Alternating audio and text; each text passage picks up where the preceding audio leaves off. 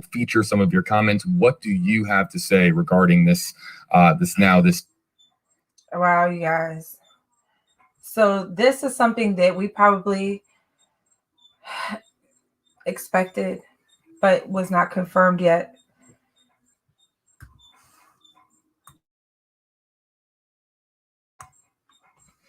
This has got to be one of the hardest times of her family's lives, and my condolences to the family. Um, there's no words. There's no words. This is a time that was supposed to be a young couple going out into the world and traveling, enjoying life, building their future, building everything for themselves. And instead of the world being at their fingertips, in a moment's time, it was completely destroyed. And now we have a situation where there is someone that is not a suspect yet, because like he stated, there's no evidence to support that he is a suspect, but a person of interest. So we all have to learn to use the correct terminology. So he is a person of interest, and we have no idea where he is. And I encourage, if by chance, a very small chance, he was to listen, the moment that you take away someone else's life, you've taken away your own. I lost my aunt to overdose. My brother was shot and killed. And a friend who was murdered by his friends that he grew up with. And I'm telling you, the moment that if anybody ever has that thought, the moment that you ever do that, you have utterly destroyed yourself. Hands down. There's never going to be a day in your life where you will ever be the same. You have just destroyed your life over weakness, because that's all it is weakness. How easy is this generation to tip over? The smallest thing in life is thrown your way and you just completely lose it. How? Why? As many options as you have in this world, why? This world has so many opportunities of futures that my generation didn't have. And instead of saying, you know what, things aren't working, you go your way, I go mine, this is how it goes, this is what you ended up doing. And we don't know who it is. We know it's a homicide. We don't know who it is. We assume we know. We have very strong opinions and feelings. And I'm speaking on opinions and feelings, not facts. And that's true. But we have to be honest about the situation. It's so wrong.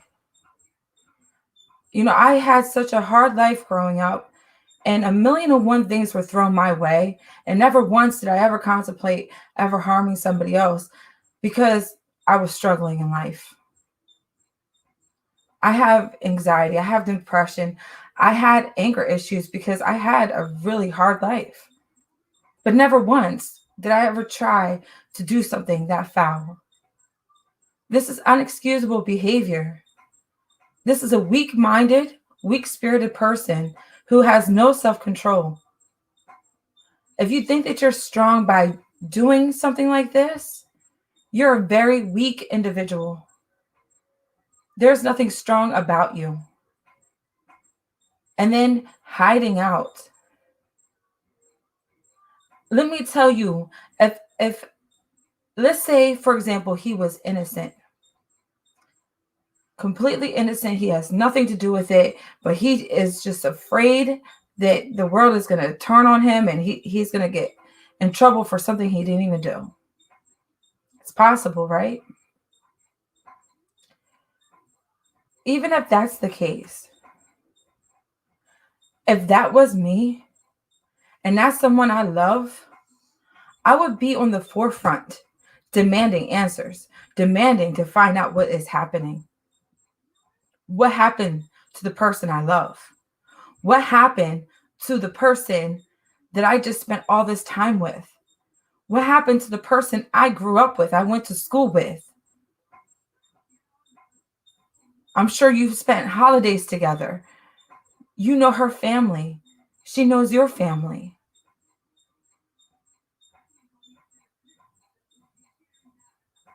I mean, how could you even fathom turning your back and hiding? And I know this behavior so well because I've been through so much in my life and I've seen how people behave. After my best friend died, the very people that you thought were supposed to be his brothers, his, like a brother to him, a best friend, they acted like they didn't even know him, distanced themselves so far away from him, acted like I was closer to him than them, and they knew him forever, since they were little kids, and I have recently just met him.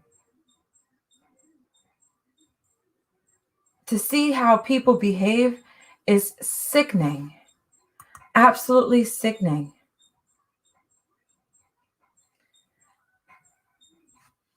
I am so sorry to the family. Again, I want to send my condolences to the family. This is so...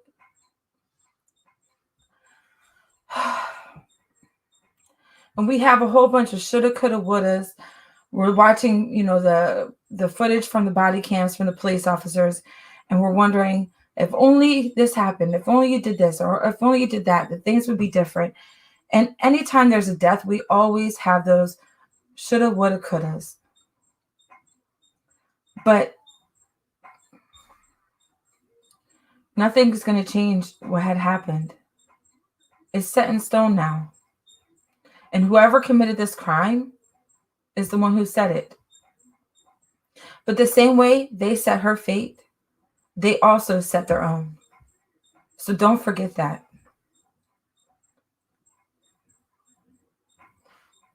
If Brian is ever listening to this, stop the foolishness.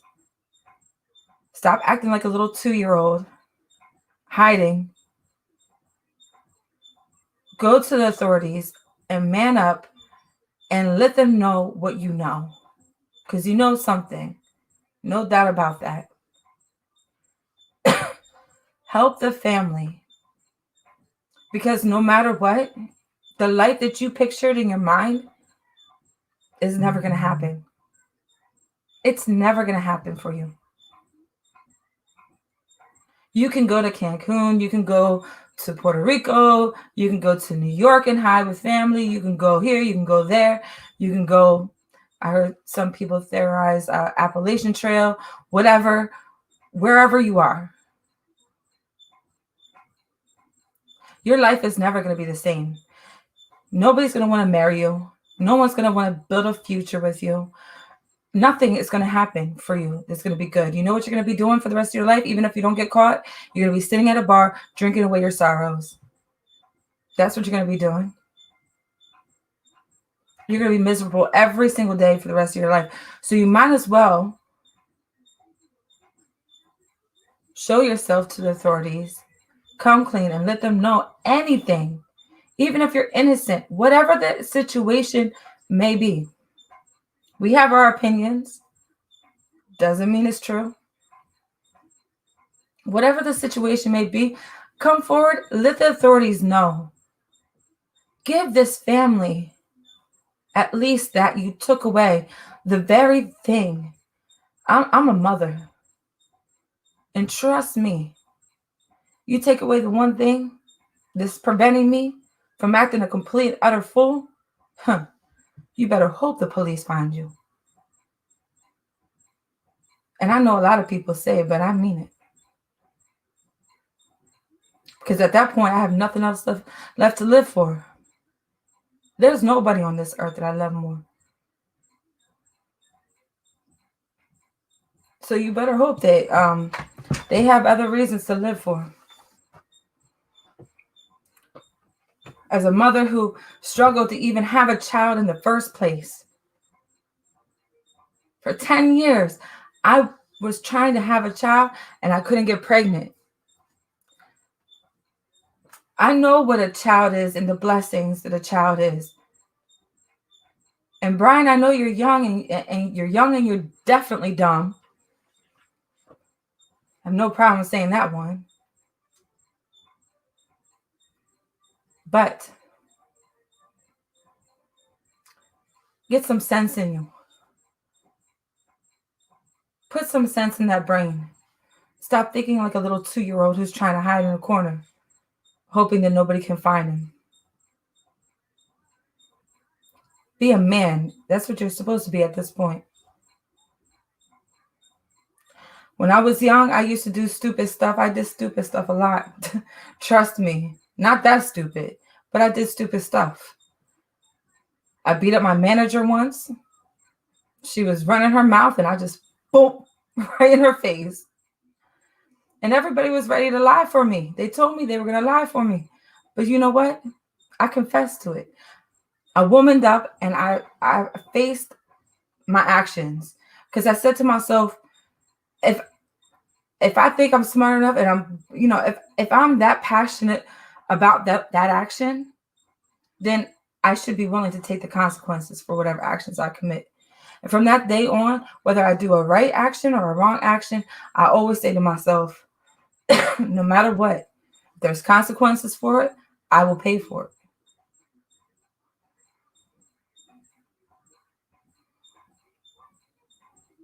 And I didn't have to tell them. I could have been like you and said, oh, I'm not coming in. I'm not going to go in.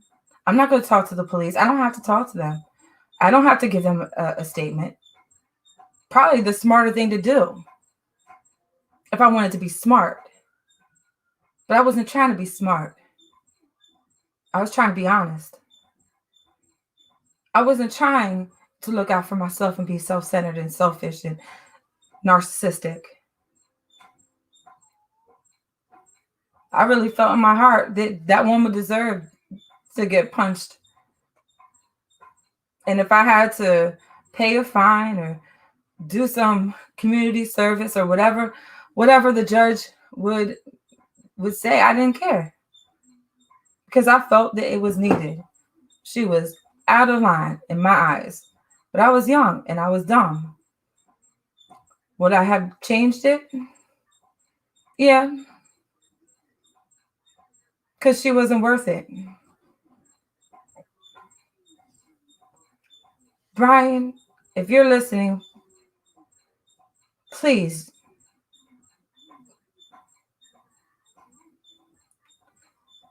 go and let the authorities know what happened. You don't even have to show yourself. Call in the tip line. Call in the tip line. And pretend to be somebody else. Text it. Do whatever you have to do.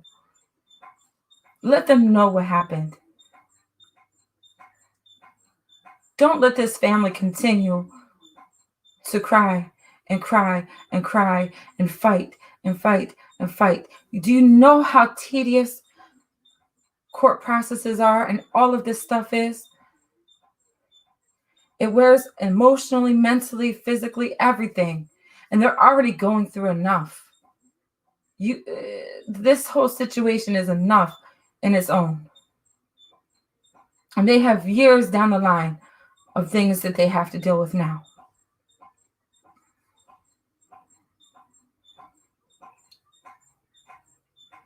You have people out here searching for you. They would rather be hiking, probably. You're out here acting like the jungle man. They would rather be the jungle man right now.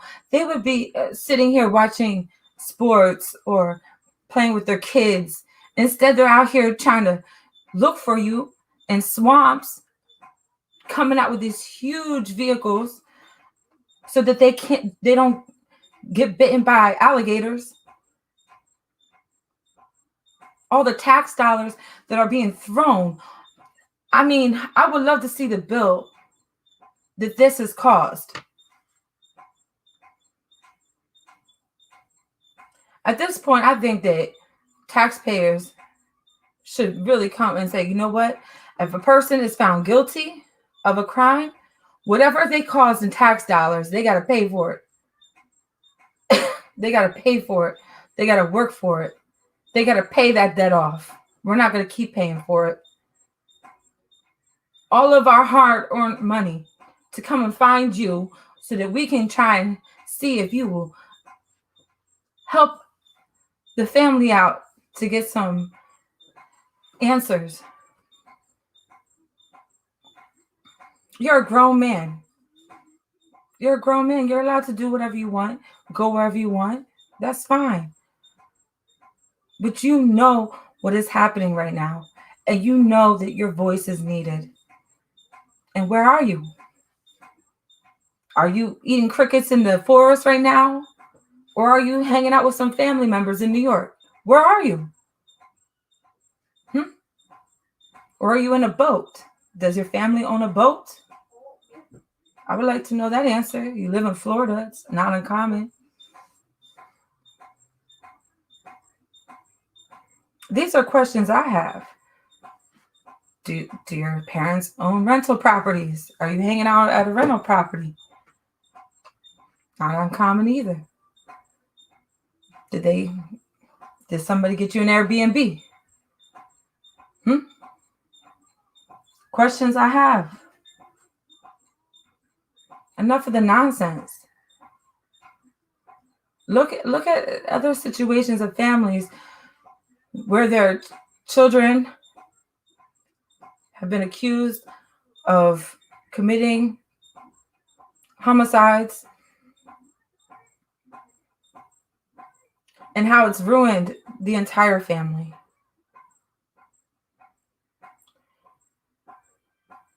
You're going to ruin everybody's lives around you. Your mother's life is never going to be the same. Your father's life, never the same. Your sister's, never the same. Her children, their lives will never be the same. You change the entire dynamic of your family forever. Nobody will ever look at your family the same way as they used to because of you not coming forward and assisting the police. So yeah, you might have a lawyer that's helping you helping you to protect your rights and everything.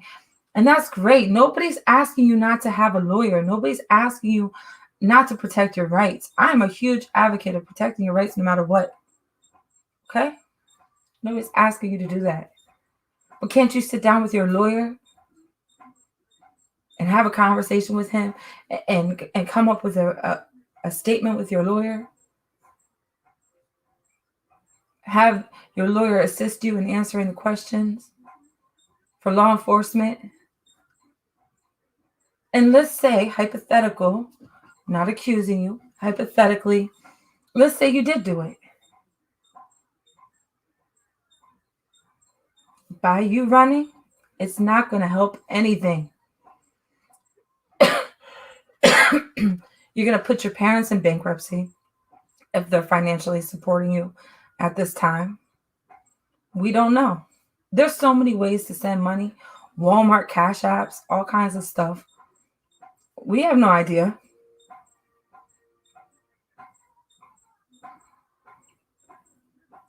There's so many ways for you to escape this situation, right?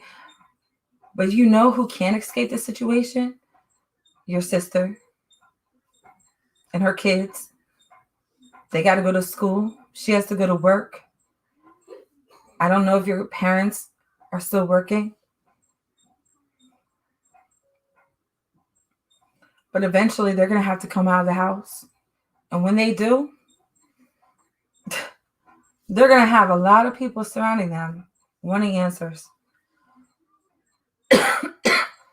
Is this what you pictured for yourself, for your family, for those who you love? Because I wouldn't want that for my family. And if you don't care, let me tell you right now, you can change the whole dynamic of how people see you by coming forward. Even if you, hypothetically, even if you did it,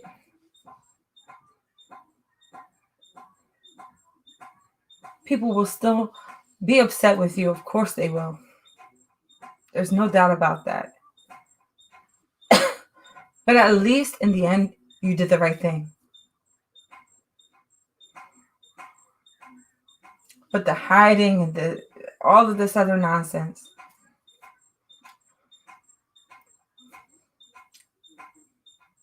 there's nowhere left for you to go. Nothing left for you to do. You have destroyed any possibility of a future for yourself. People think that they have so much power when they take away someone's life, but they don't realize everything is connected in this world.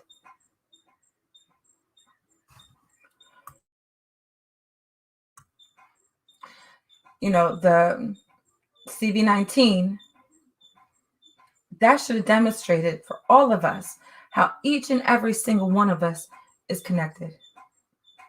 How somebody all the way in China and what is affecting them will eventually, at some point in life, will affect me too. And you and everybody else.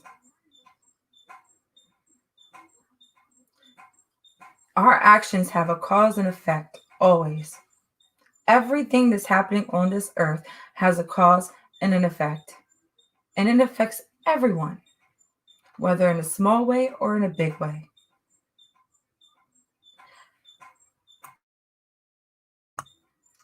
Gabby's death affected millions of people all over the world. He didn't have faith in her that she could do it. But you know what? Even if this didn't happen, I still believe she was going to accomplish her dreams. And I believe that she is in heaven. She is looking down and she said, you know what? They're going to find me. I'm not going to allow that to happen. They're going to find me. And I know that she has this passion inside her. She's going to make it that we can find you. That energy, I can feel it. That energy that she has is still here. And it's going to help find you.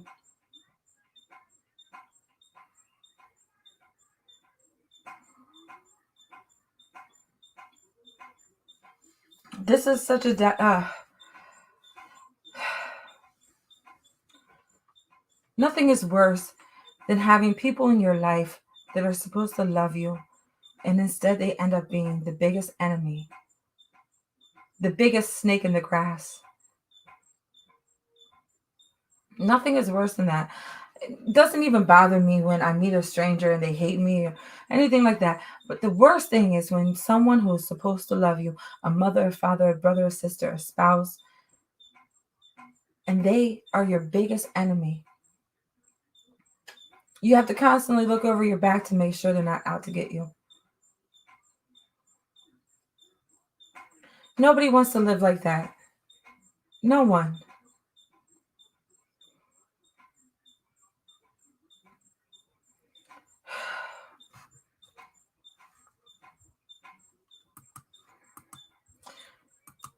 I don't know, man. Daniel Walker, well, I'm saddened to hear that it was her. I believe he did it, and he will be found. I believe that too. If he's still alive, he'll be wishing he wasn't. You know, I thought about that. If I thought that he was the type of personality that would, commit suicide, and I don't know. I feel like he has a lot of narcissistic tendencies. I think he loves himself too much. Yeah.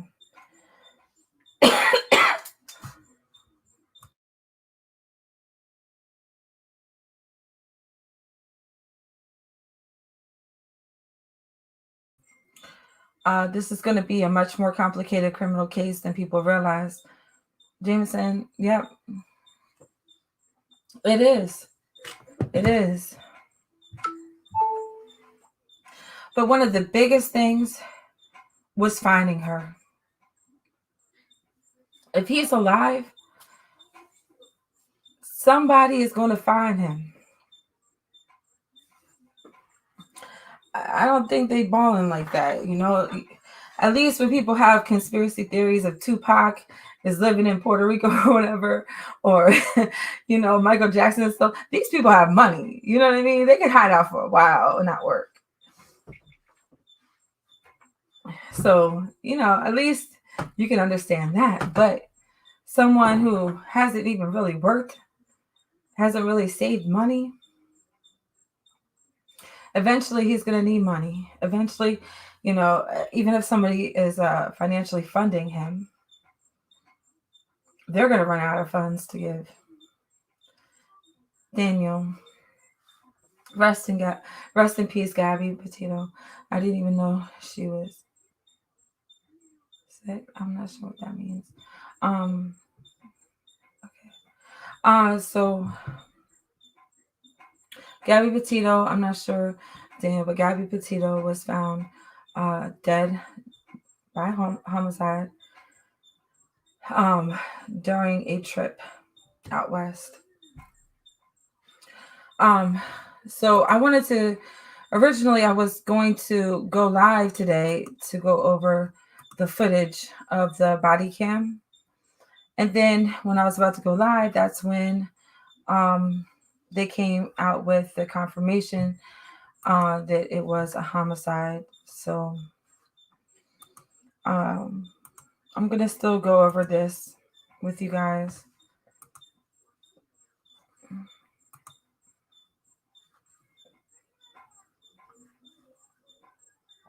Let me see here. Give me a second, you guys, while I get this up.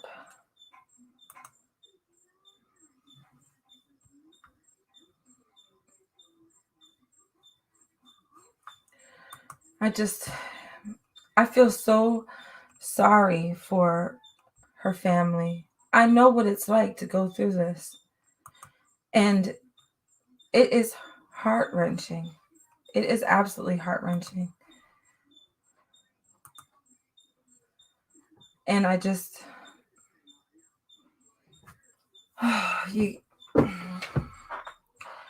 it's one of those things where, like, when this happened to me with my friend, for example,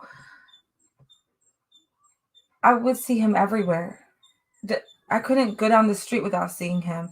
I couldn't, everywhere I was, somebody reminded me of him. And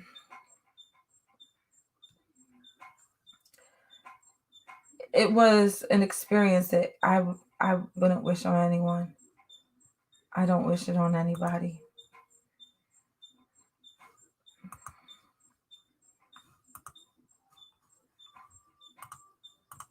All right, we're going to go through the full body cam. And I'm going to give you my perspective of what I'm seeing. I'm not a body language expert. I'm not anybody particular that I would have a professional viewpoint on this. I'm just a woman with a lot of life. Been through a lot of stuff. And I can pick up on a lot of stuff. Experience is the best wisdom. There's no better wisdom than experience. You can go to school for 20 years,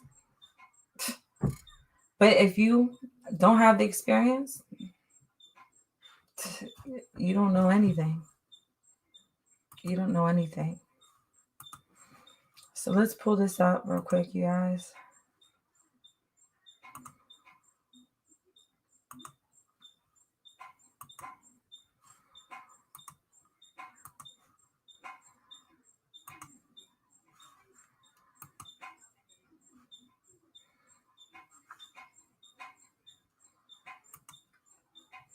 I'm going to take this banner down for a minute. All right. Some obscure driving, possibly intoxicated.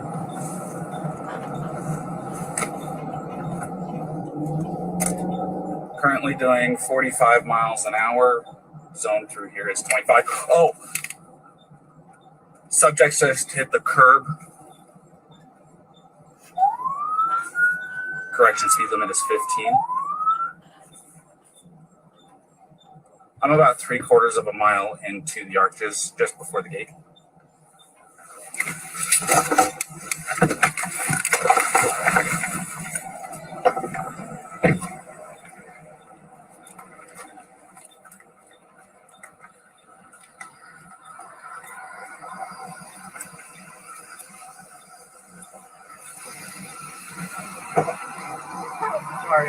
You want to place your vehicle into park and go ahead and turn it off for me? No, park? Oh, it isn't park yet. Okay, turn off your engine. Go ahead and set your keys on the dash for me, all right? What's your guys' names? Gabby. I'm Brian. Gabby, Brian? Okay. What's going on? How come you're crying? I'm just crying. We've just been fighting this morning. Some personal issues. It was a long day. We were camping yesterday and camping got the stuff, supplies and stuff. I'm sorry I hit the bump there. I was distracting him from driving. I'm sorry. Can I get you to step out of the vehicle for me, man? Yeah. One thing I noticed is that, he's kind of speaking like a little child, sorry, sorry, I hit the bump right there. Like, what man talks like that? Just hang tight right there. Do you mind if I take your keys and just put them on your hood? I'm so Thank sorry. you. Oh, no, you're fine. Another sorry. I'm going to go ahead and close your door. Okay? Why don't you come over here? And I just want to say, this is a disclosure. Like, this is me telling you my perspective. Listen, I understand there's a lot of people who are saying that, oh, he's definitely the victim in this situation and everything else. Okay, you guys have your opinions. You're allowed to have your opinions. I don't feel the same way. But I'm not one of those people who think that men can't be violated by women. I know they can. I worked with a lady, her son killed himself because of the abuse that his wife was inflicting on him, especially mentally. She was constantly bashing him and just telling him negative comments constantly, to the point where he just couldn't take it anymore. And I know that men are abused, and I know that a lot of times there's no justice for them. And I am not saying that that's not a real thing and that's not true. But I just don't feel like that's the situation in this case. I feel like he got away with his part. I think they both were playing their part, but I think his was more aggressive than hers was, for sure. SO229, I have the female that was in the passenger separated from the male. Keys are on the hood. You want to tell me what's going on? Yeah, I don't know. It's just some days I have really bad OCD, and I was just cleaning and straightening up back at the van before, and I was apologizing to him and saying, I'm sorry that I'm so mean, because sometimes I have OCD and sometimes I just get really frustrated. I'm not like mean towards him. I guess my vibe is like I'm like in a bad mood. And I was just saying, I'm sorry if I'm in a bad mood. I just really stressed. I had so much work I was doing on my computer this morning. What do you do for a living? Well, I used to work at an organic juice bar, but I just quit my job. Okay. I was a nutritionist. That's my That's job. cool. And I just quit my job to travel across the country. And I'm trying to start a blog. So I've been building my website. So I've been really stressed, and he doesn't really believe that I could do any of it. So that's kind of been like a I don't know, he's like down there. I don't know, we just been fighting all morning, and he wouldn't let me in the car before. And Why wouldn't he let you in the car? Because told me of your I OCD? told me I needed to calm down. Yeah. But I'm perfectly calm. I'm calm all the time. And he really stresses me out. And this is a rough morning. Well, why don't we do this? Why don't I sit you down in... So I think she's being completely honest in her part. It's kind of weird how, like, you guys are arguing and she didn't mention anything that he was doing negatively. And there's no way that you can convince me that someone is doing something negative and, you know, like a fight, and he doesn't have anything that he's doing wrong. Like, that doesn't make sense to me.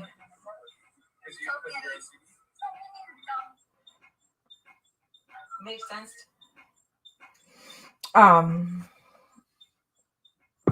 It doesn't make any sense to me that, let's say, for example, I'm fighting with someone, okay? Even if I was the one who started the arguments, okay? There's no way, unless they're like a messiah type of human being, there's no way that they're not going to feed off of each other's energy. And he's not going to lash out and do something too, like call her names or do anything. He doesn't do anything wrong in this situation. He's just practically perfect in every way. He's just like Mary Poppins or something. There's no way you can convince me that he didn't do anything wrong. She's not saying anything negative about him at all. That makes me feel like maybe she's trying to protect him and take all the blame for herself. Because there should be, you know, a dialogue of, I did this and then he did that, and then I did this and then he did that, and then I did this and then he did that. But it's like me, I did this, I did that, I did this, I did that. And it's all being put on her. I'm not believing that he had nothing. He did nothing wrong at all. Even the stuff that he admitted to, like pushing her away and stuff like that. She doesn't say any of that.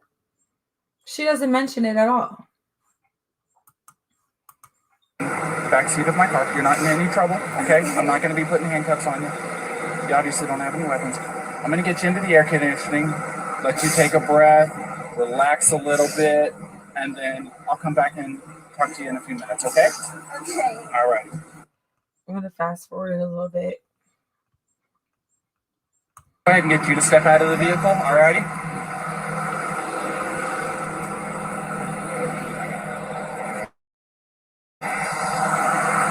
Come on over here. So, tell me what's going on. She just gets worked up sometimes, and I try and really distance myself from her. So, like, I lock the car and I walk away from her. What happened this morning is that she's trying to start up like her own website blog and everything. So I give her time. And we really had a nice morning and everything, but she just got worked up because we were trying to get going and get our day going because we want to go like garden or something like that. Okay. You want to tell me about those scratches on your face? She had stuff on her hand. That's why I was pushing her away, because she wanted me. I locked the keys so I could walk away. I said, let's just take a breather and let's not go anywhere. Let's just calm down for a minute. She was worked up.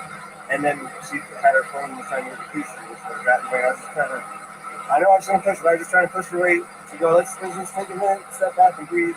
And she got me with her phone. Can I see your hand? Oh, you got a mark right here. Oh, that's from a wire. Some of there. Yeah. You want to tell me about hitting that curb? Hitting the curb was her grabbing the wheel. She grabbed the wheel? Yeah. She said, I can't believe we're getting pulled over. And she grabbed the wheel. What about the speed? Did she take over the... No, the pedal on you? If I was going fast, I'm sorry. No, it's probably just a moment of, like, I'm still shaking now. The adrenaline, seeing the lights flashing up, and then her gripping the wheel. So if I sped up, I'm sorry about that. Or if I was speeding beforehand, I'm sorry about that. Yeah, it took quite a bit to catch up to you. So, yeah, I'm sorry about that. We're just going into the park again to get water because we have a 6-gallon water container to fill. Here he goes, continuing to say, I'm sorry. All right, so now put yourself in his shoes. If you're saying, I'm sorry, okay? maybe that's a normal reaction for a lot of people. But the only time that I'm going to be behaving like that is like overly apologetic is when I'm guilty of something or I feel like something is about to happen to me, like, and I'm trying to avoid that. Okay. Because if I didn't do anything wrong, and this is just me, maybe other people are different, but if it was me and I was innocent and the other person is guilty and the other person is the one doing this nonsense, I would be like, I didn't do anything. That was all on her. She did this, she did that. Like, I wouldn't be apologizing for anything. I would be explaining why I'm so innocent, why that person is so guilty. But he's like over apologetic, like constantly apologizing for what? Why are you so sorry? That doesn't sit well with me. Okay. And we're just, I was trying to keep everything calm and quiet because there's plans still to go for a hike. I'm really sorry about that. Of course.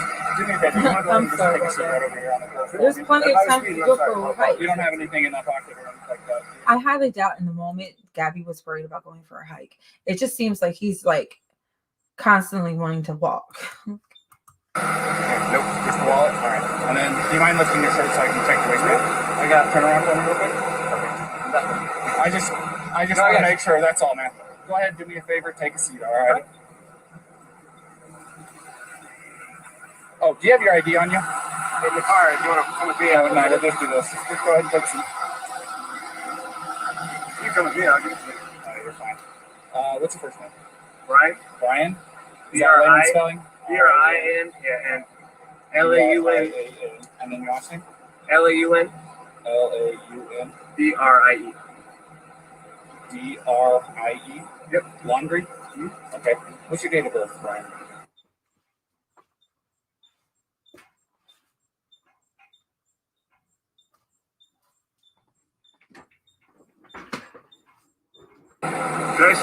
I'll say crisscross applesauce, but I just in the shades because of all. Again, he talks like a child.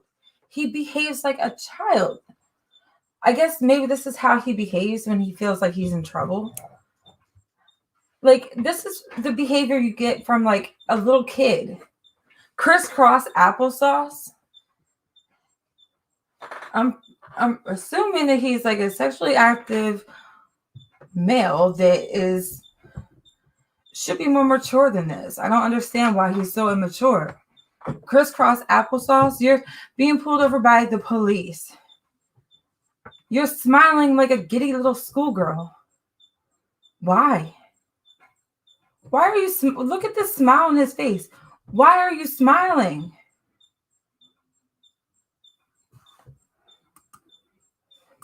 It's okay. I'll give you some shit. Sound good? All right, just hang tight for me. SO229. I need a 29. You got name and date of birth?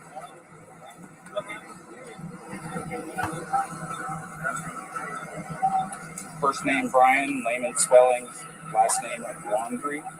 Lima Alpha Uniform, November, Delta, Romeo, India.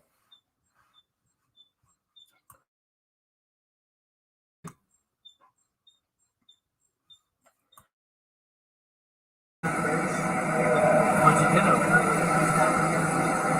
Stop him first. I'm gonna fast forward it a little bit. Go ahead.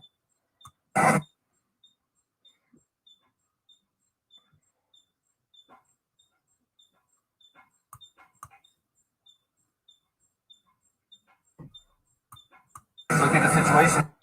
Look at the situations you can get in. You would feed off. Yeah, but it just makes me that I know that he's definitely gets frustrated with me a lot.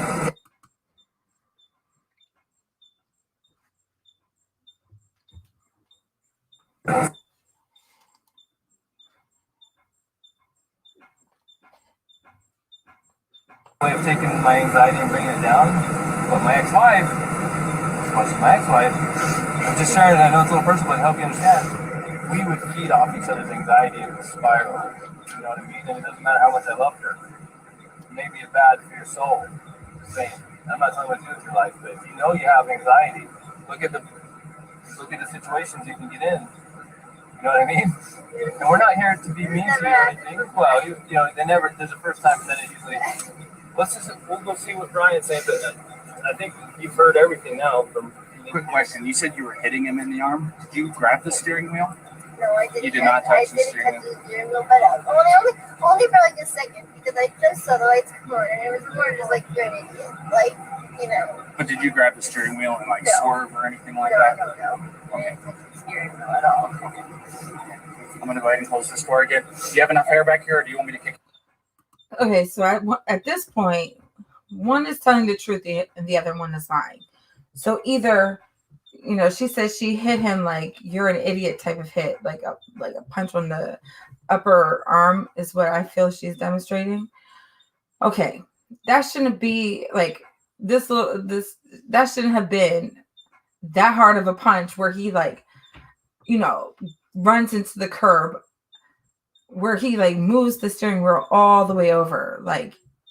And not only that, but if she's in the passenger seat and she's punching his right arm, if that was the reason why he moved the steering wheel, wouldn't he have moved the car to the left and not towards the curb on the right? Do you see what I'm saying? So that, you know, her hitting him, or that doesn't make any sense. That doesn't make any sense that by her hitting him, that's how he ran into the curb. Now, if she did pull on the steering wheel, maybe. Or another situation could be that she punched him because they're getting pulled over in the arm. And then maybe he went to go grab her or do something.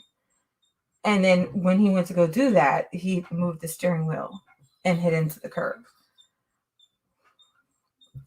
It could have been either way. But she's not saying anything negative about him at all. At all. That's strange to me.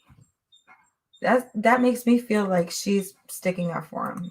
Grab some water. I need water. I will see if I can find some. Okay, no worries. Thank you.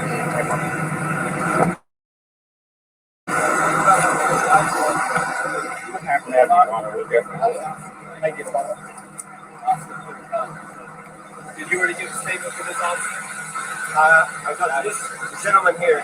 Yeah. This gentleman noticed that you had some marks over your neck. Yeah. And she must have marks on her too. We're just trying to figure out what all happened. And I know you probably already told the story. This officer is probably going to be the one handling the whole case. You want to listen to what he has to say, and and then you tell him what happened. Something you don't like. Start at the beginning for me, Eldon. Start at the beginning. Well, I don't want to go too far back, but we've been in Beyond Land for the past week or so driving around, and the flies here are pretty intense. So the flies are definitely been getting to her, and then my feet are dirty and everything. So I think our little squabble started because we were hanging out at the coffee shop, and when we got back to the van, there was some dirt and stuff in the van, and I moved our food around a little bit, so she gets a little. Sorry about that. Do you need any water? It's okay. It's hot out here. I just don't want we were going to get water because we ran out, but it's okay. No, it's alright. I don't know class about it. Okay. Thank you. But we just had a little disagreement there. And the disagreement was just that she was getting a little worked up, and I was saying, "Oh, it's okay. Thank you, sir." It's cool. That's good. So it was just more of a disagreement, and I just wanted to. What was the disagreement about? It was. I wouldn't even call it disagreement. It was just that I'm dirty and I can't change being dirty. Like I got dirty feet, I got sand around the cuffs and stuff like that. It was that we were at the coffee shop for so long because we were there from 9 to 3. So yeah, there's a few little things, little relationships. I don't know if you're in a relationship. I've been married for over 5 years now. So. There's a lot of little things. Yeah, I can go. And we really we weren't physical before the point where I said, all right, let's just take a breather and like walk away for a minute. I'll lock the van up and I'll go for a walk this way, and you can go walk that way on the block. You know, there's that moonflower. Right. Yeah, nice areas. You can go either way. It's all shaded. So let's go for a little walk and breather. Come back. We're happy with it. But I'm not upset with her. She got a little worked up and she had a phone in her hand and keys and everything. And she wanted, I'm not a keys, like her ring. And the phone. I was holding on to the keys because I didn't want to go anywhere.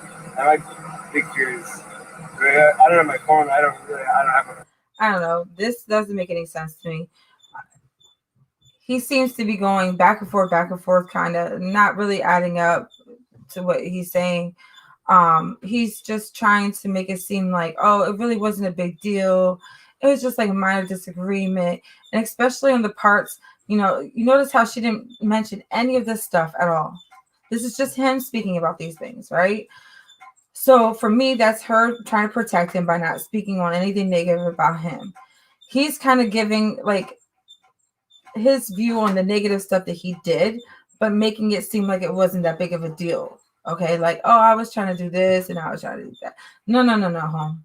Like, you are undermining it, which means that you're trying to downplay your part in what happened. That is concerning to me. So she goes off without me. I'm on my own.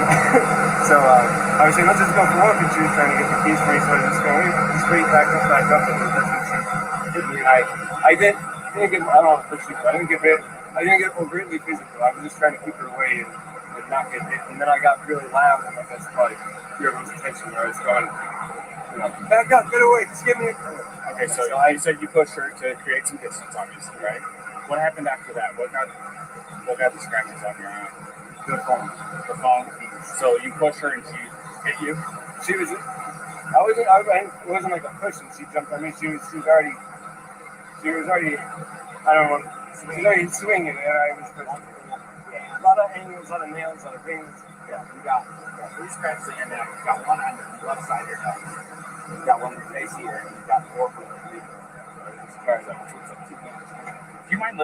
And if this is a situation where she was abusing him and she was like constantly hitting him when she would get upset and things like that, and in the moment, this is just all hypothetical. None of this is I'm not saying this is what I think is actually happening.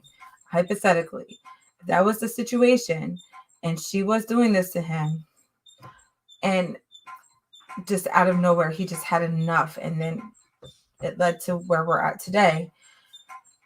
Even if that's the situation, even if that's the case, you still need to come forward, Brian. You can't hide. You can't hide behind that. Okay. I am not the type of person who is okay with anybody putting their hands on anyone. I don't care if you're a male or a female. You keep your hands to yourself.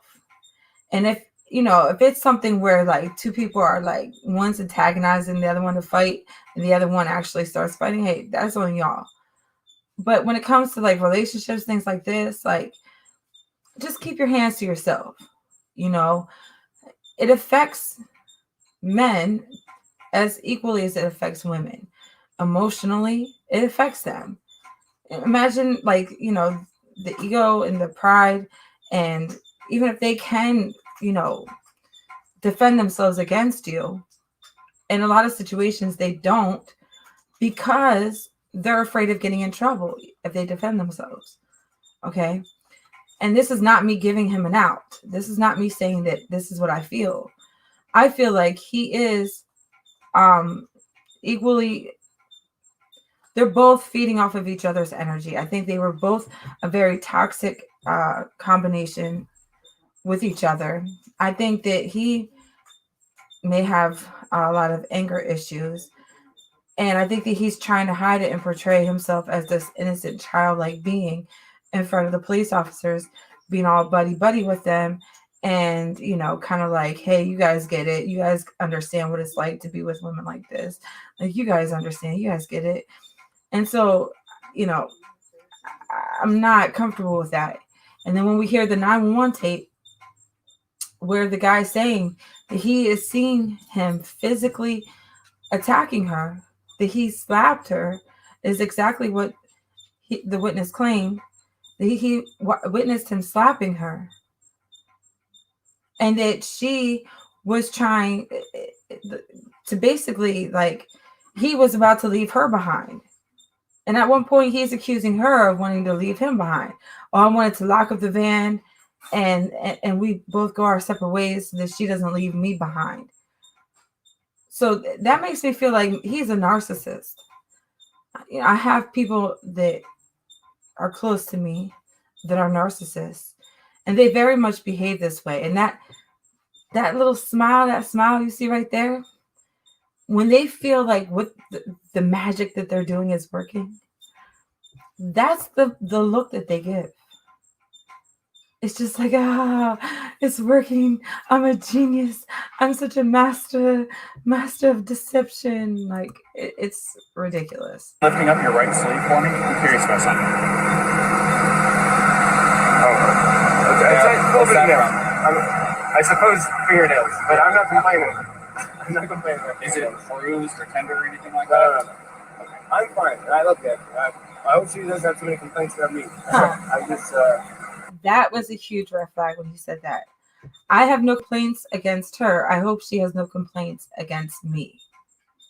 And I've talked about this in the comment sections before. Why would you say that if you didn't do anything wrong?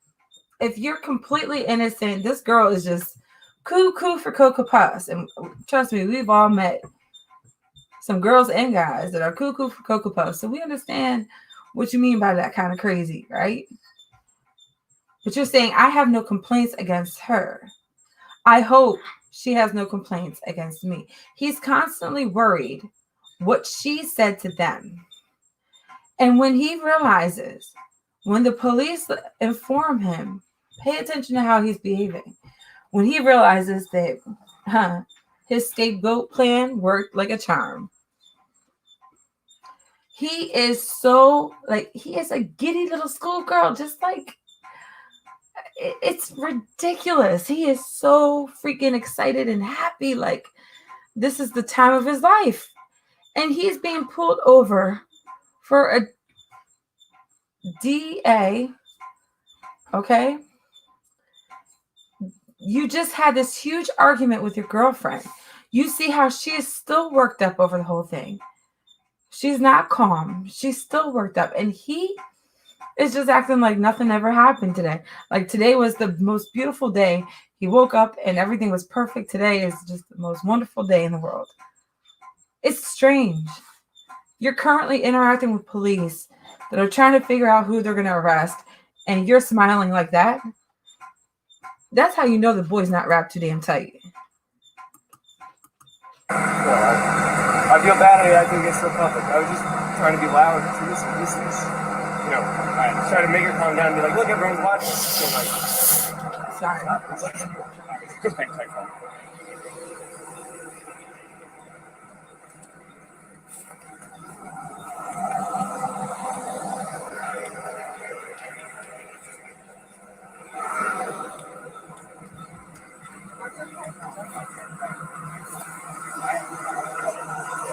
I got a quick question for you. Do you take any medications or anything like that? I'm going to fast forward this because you don't get to hear the answer. Real fast, can I get your first name? Gabrielle. Gabrielle, how do you spell that? R-I-L-L. Your last name? B-E-T? P. I haven't had a person. Okay, now. I want to get on the strip. 4 to 5 months now. You're up to 5. What was the determination of the moving to a new place? We're going to Portland. Her grandmother's best friend lives in Portland, where we stayed. And 2 years ago, we did a Bloodshot camping trip, which we loved. We did it in Nissan Sentra, like a tiny little car. So I was like, let's do it. And see, just having interactions in the past, it kind of seems like whoever's the calm one and just like more willing to cooperate, and just the one that's more chilled, they tend to believe that person more. And oftentimes when a victim was just like let's say someone was just attacking you, it's going to be very difficult for you to be calm. Okay. It's going to be very difficult for you to be able to vocalize what just happened. Better is a big band, not a big tiny band, but I said let's try and do a little better, and it's a great so far, sure. But you were going over the accordion, and I don't know if you'll probably hear more familiar. Wolfing, have you ever heard that? WWOOFING. Yeah. You got. I'm from California Look, originally. Oh yeah. So, and part of my job, I dealt with employees that were from all across the United States, in Washington, Oregon, California, Nevada, everything you can think of on your left oyster, right? I know most of them. It's worldwide opportunities on organic farms, so it's like a volunteer working type of situation where you can work on organic farms. So that's our goal once we get over to Washington. We'll do that from Washington and down to Oregon. Yeah, Brian, guess what? That plan's never going to happen. What part of California is that? I'm from a town just outside Sequoia National Park. You're going to be going through there? We'll get good either way afterwards. But no, it wasn't too bad at all.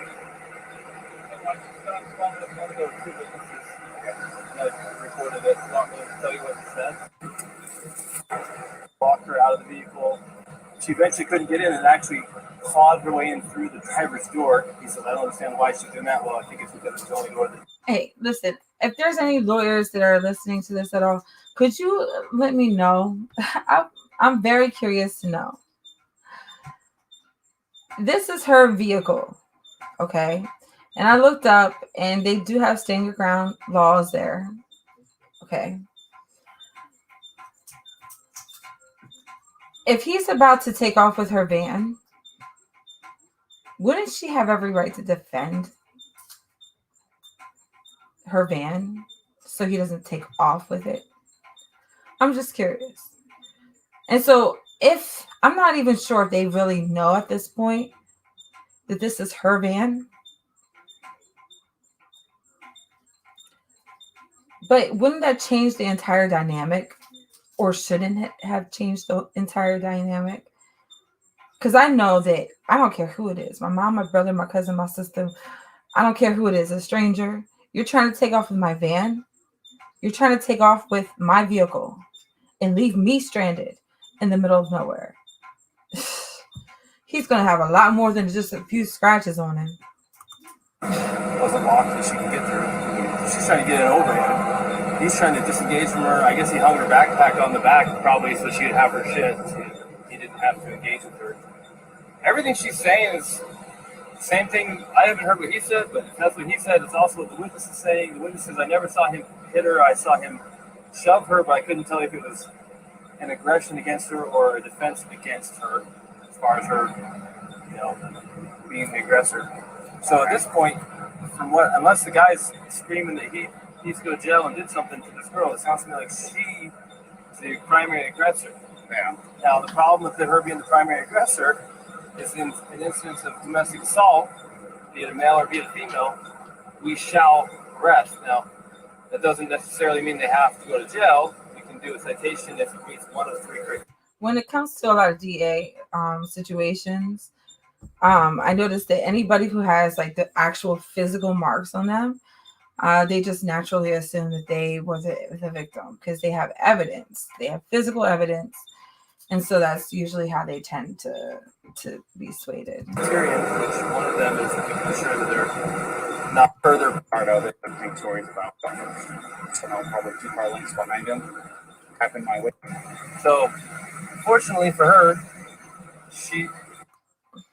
I don't want to take this small 22-year-old blonde hair who you could definitely defend yourself against, but at the same time, we can't say because you're male or she's a female, we can't treat this different than if you were male hitting her. We got to treat it the same. And you know what? I totally respect that. I totally respect what this officer is saying and doing. I totally respect that because I feel the same way. I see guys in situations where I'm like, dude, if I was a man, I would knock her out at this point. Like, I wouldn't even care if I get charged. Because sometimes women, like, they take advantage of that situation. And that's true. But we can't act like, oh, okay, this guy, that's definitely what the situation is with him. there's two witnesses, I believe, and correct me if I'm wrong. One, the 911 tape that we heard, and I'll leave a link to it in the description box. Where he's saying that Brian is the one who is the aggressor, not Gabby. Gabby is the one defending herself against him. And then, according to this police officer, he spoke with another eyewitness, and he's saying that he saw Brian pushing her, but he's not sure if he was doing it to get her away from him or if he was doing it, because he was being abusive. So they just naturally assume that he is the innocent one. And it kind of seems like this officer to the right who's speaking to him right now, I don't know. I was always taught that you don't bring your personal problems to work with you. And he's talking about, I know he's trying to, assess the situation, but I feel like he's using a little bit too much reasoning. Like, okay, this is how my wife was with me, and this couple reminds me of that situation. So that's what this must be. And I don't know. I don't like that. I feel like you could definitely go wrong by doing stuff like that. She's kind of in a tough spot. So let's have an idea about how she could not go to jail and be separated. You have friends in town? You can't compare it to relationships. Like that's like people who get into new relationships and they compare them to their ex. It's like, why are you comparing this couple to your relationship? That's two separate matters. You, as an officer, what was happening in your private personal life. Okay. But you don't know for a fact that that's the same exact situation with these two. You don't know that. Somewhere she could stay. Tomorrow, if you want to, it's up to you. You can go to jail. You can't because you don't have a charge for you. And then tomorrow. And then he says, "Can I go to jail?" Okay, you know what? You're getting on my nerves at this point. Can I go to jail? Now you knew the answer. Here you go trying to act like you're a messiah again. You're Mr. Good Guy. You're the good guy. She's just and you're the good one. This I don't like about him. Can I go to jail instead? He knew that they couldn't. He knew that they wouldn't. But he's trying to seem like, oh, I'll save her I'll go to jail and then, she can do whatever she needs to do. Come on now. But then watch how he acts when they ask him the question of, oh, so you guys can't be together tonight. So we got to figure out a situation so she doesn't go to jail.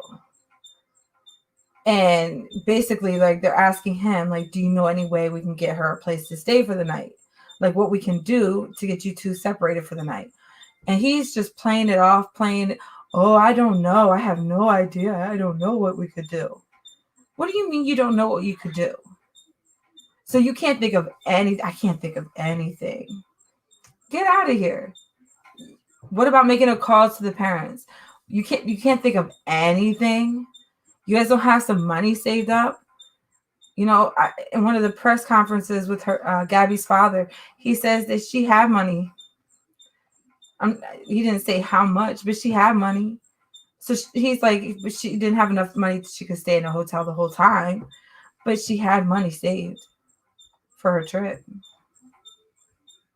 So I'm sure she could have spent money on a hotel easily. And you're over here playing stupid like y'all don't have any money. You have no clue how this could work. And you have nobody to call. And that's all full of cap. All full of Wanted to be with her again tomorrow. I'm going to take it right now. If you want to be with her again tomorrow. What happened? Why is my internet acting up?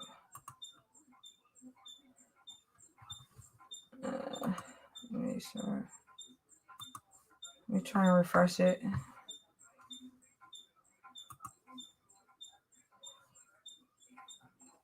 Spot. So let's have an idea about how she could not go to jail and be separated. You have friends in town?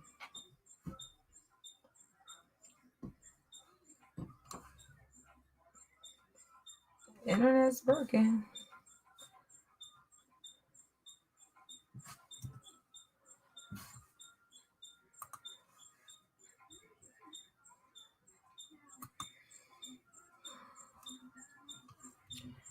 Give me a second, you guys. Let me see what's going on. Defend yourself against, but at the same time, you can't say because you're a male as you're the female.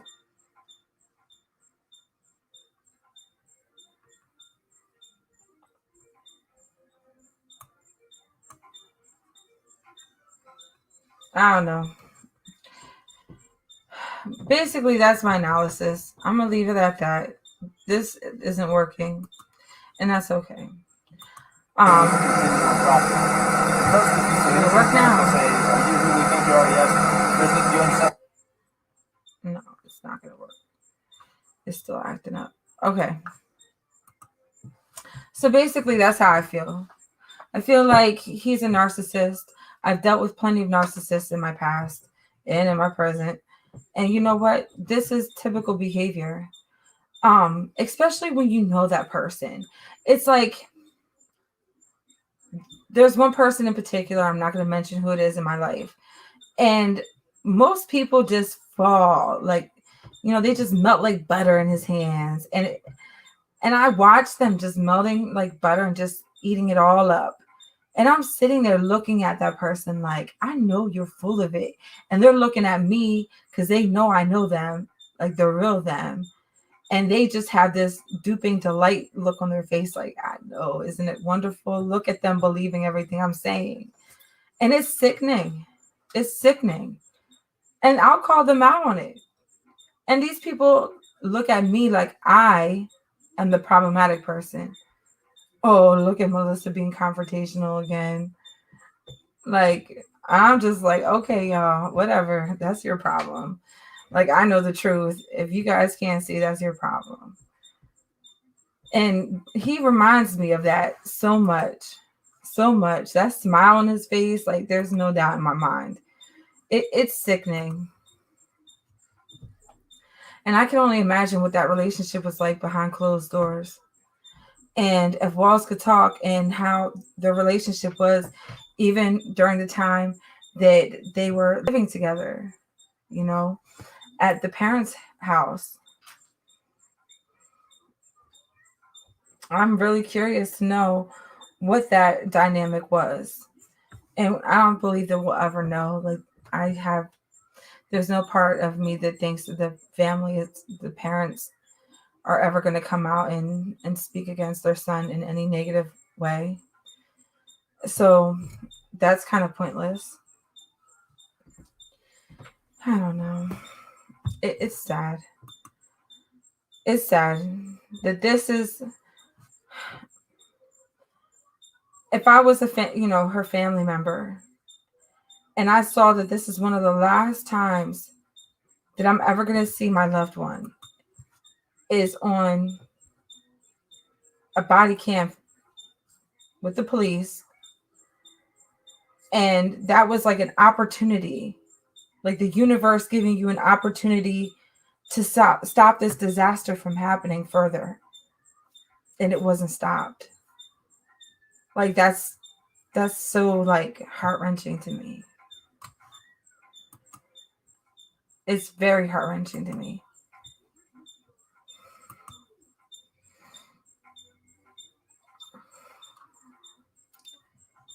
I don't know. I wanted to go over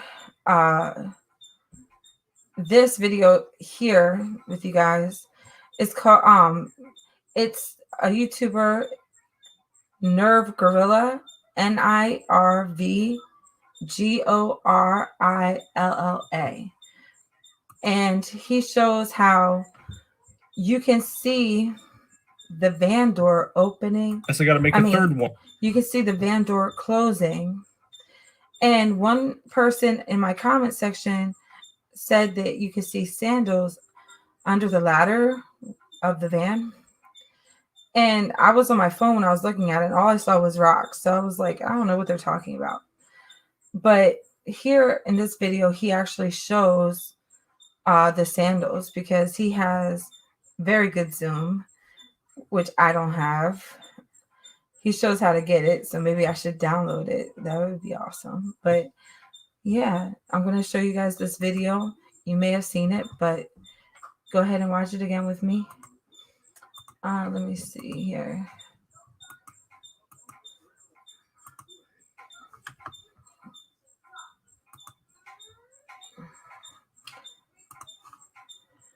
The highest quality you can get. So that's probably why it looks as good as it does. So some people thought for some reason I was like it was a doctored video or something. This is what it would normally look like if you're just watching it right here. See?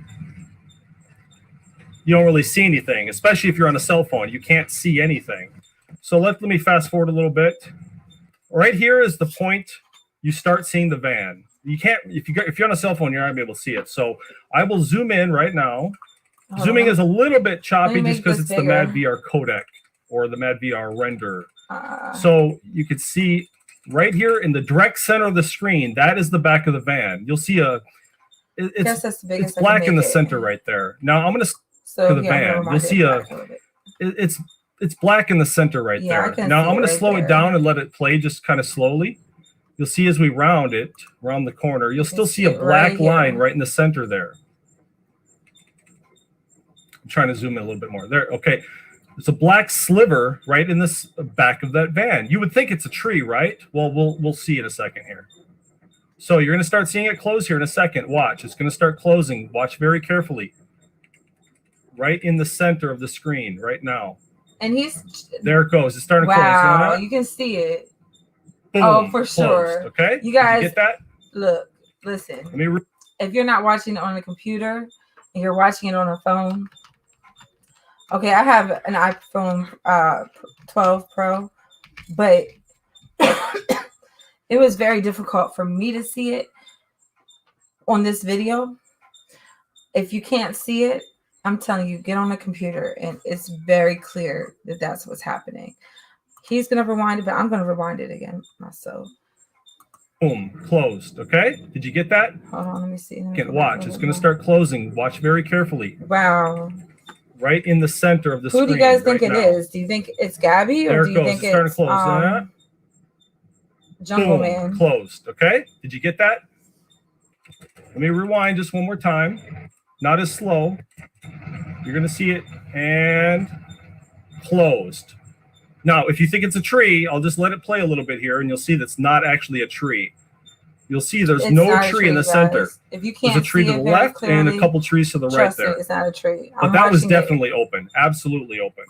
I'm watching this on my iMac, and it's not a tree. And you can clearly see it. Like I said, watch it on, if you can't see it yourself, watch it on a computer.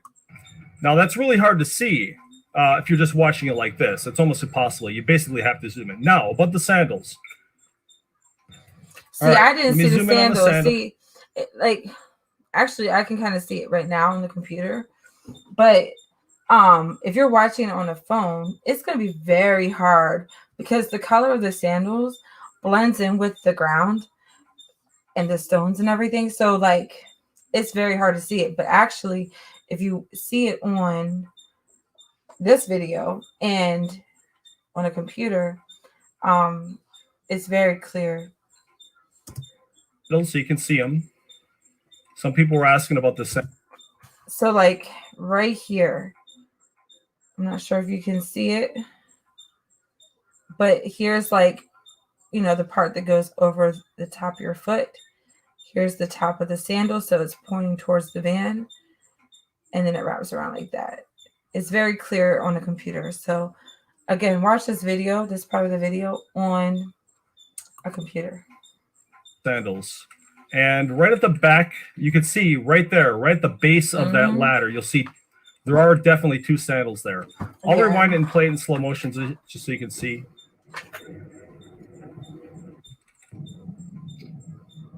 Yep, there's definitely two sandals there, okay?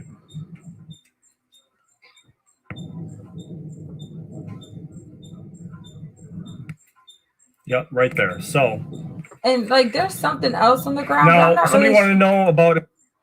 I'm not trying to be one of those people who are but there's something right here. I'm not really sure what this is, But this is something. I don't know. It looks like this is like a square piece here. This is like facing the opposite side, and then there's something like on top over here. Not really sure what that is. I don't know. Not sure if you guys can see it. Like, yeah, I'm not sure what that is.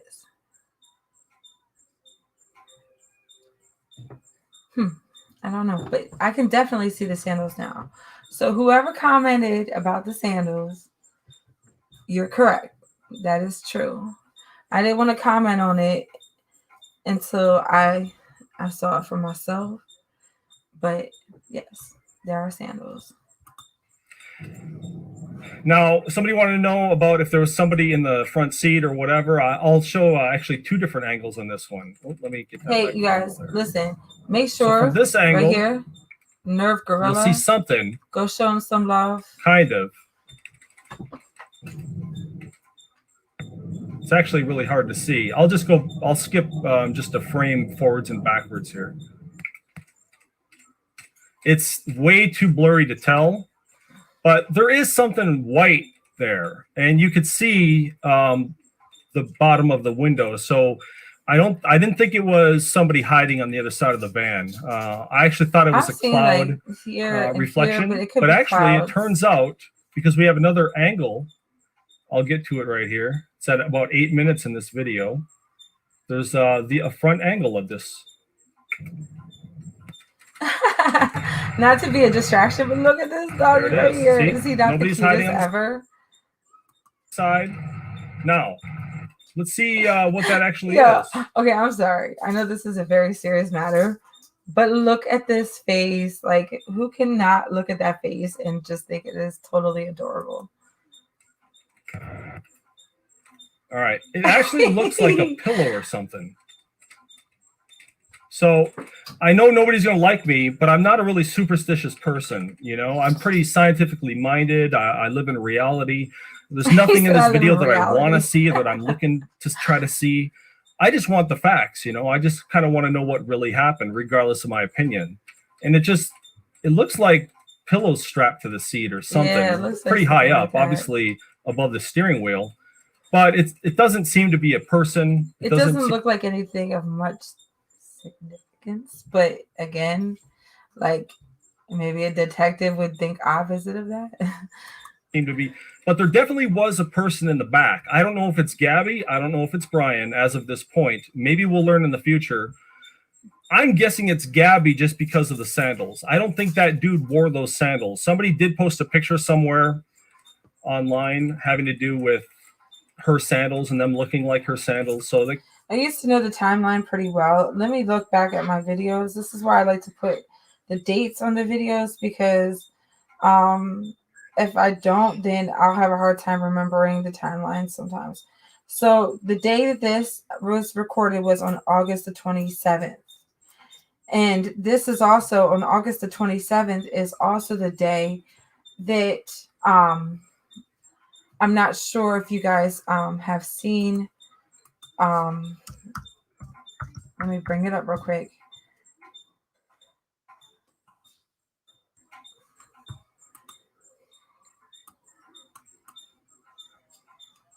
Give me a second.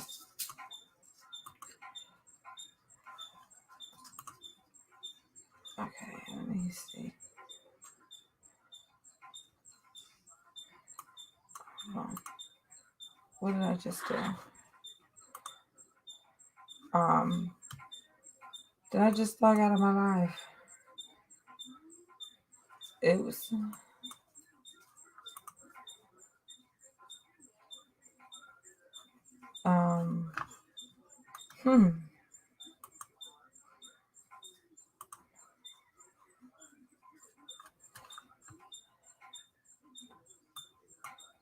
Why is my computer acting up?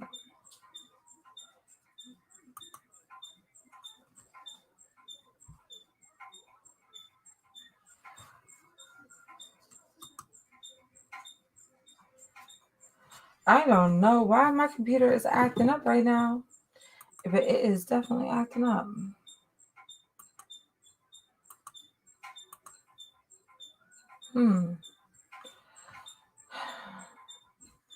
Okay.